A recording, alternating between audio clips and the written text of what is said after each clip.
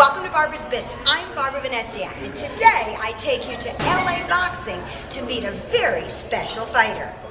I'm inside LA Boxing in Costa Mesa with Rod Thompson. Now, Rod, you invited me down here today to meet a very special person. Tell me a little bit about that. Okay, you're going to meet Joe Hanks, who I'm very firmly convinced is going to be one of the top heavyweight prospects in the country, in the entire world, in the next 15-20 months. He's 15-0 right now, 6'4", 238, a very lean, in-shape champion, bright, articulate young man. I was impressed. I met him, and I wanted to get involved with his campaign to be a heavyweight champ. Now, Rod, you're in the mortgage business. What made you decide to invest in a boxer?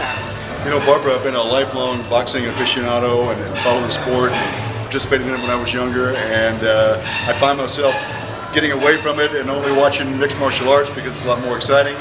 And some friends invited me to the Marriott, and I saw Joe fight, and I recognized his, natural talent. And for a big guy, he's very fast. He's light on his feet. He's a, nice-looking young guy that could be a great ambassador for the sport. So, where do you see your career going? I see it going all the way. Being the guy to bring the title back, coming out of America is real tough to be a heavyweight right now. No one's really giving us, a chance, and I think it's gonna be a real fun ride. That's why I see my career going all the way to the top. All the way to the top. Does that mean that you'll have your own grills like George Foreman? If I'm lucky, I have a grill like George. That's the plan. Hopefully, I get that lucky. Now, how many hours a day or how many hours a week do you work out? Oh, I'm putting about 4 to 5 hours a day, and 5-6 days a week. Close to the fight time, we turn it up a little more. Maybe I'll go 6 and 6. And, it's my full-time job. So, Joe, I see that you're getting ready to put your gloves on. Tell us what you're doing right now. Right now, I'm wrapping my hands just to make sure I have some protection for my knuckles and wrists. I just want to make sure I protect my hands. These are my money makers.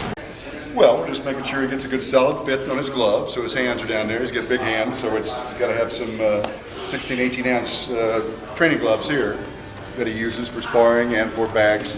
And, it's all about protecting your hands. A guy like Joe will probably, he needs to cross the 20-0 barrier. He's at 15-0 right now, no losses. He's 27, turns 28 next month. He's got about 10 prime years left in him, of which I'd say he'll be in contention for a heavyweight title shot within the next 24 to 30 months. So he'll be under 30 in his prime.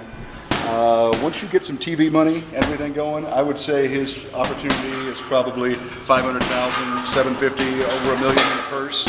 Once he gets to that top 10 designation, and once he starts, getting some fights out in Europe. What we want to see him do is take care of. There's a whole litany of Eastern Bloc guys.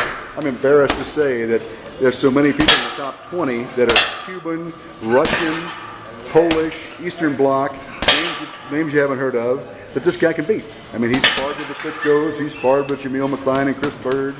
He's the right size for a heavyweight. He's got the athleticism and speed that a lot of guys don't have. You're watching a guy with exceptional balance and power, not even break a sweat. You're watching a guy hit a probably 125-pound bag with a lot of authority. Look how quick his right is, look how quick his left hook is. See, now, if you were to get hit with either of those shots right there, pretty much a stone cold knockout. The only reason I've ever wanted to hit anyone was when I was really mad.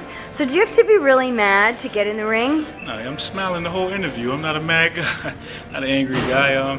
It's just a sport for me. Just like any other sport, football, basketball, it's just a sport. Dueling speed bags. Come on, Rod.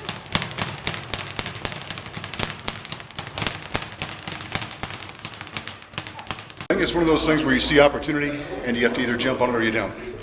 And you're presented with things like that once in a while in life, and you either like it enough to get involved or you don't. That was really something.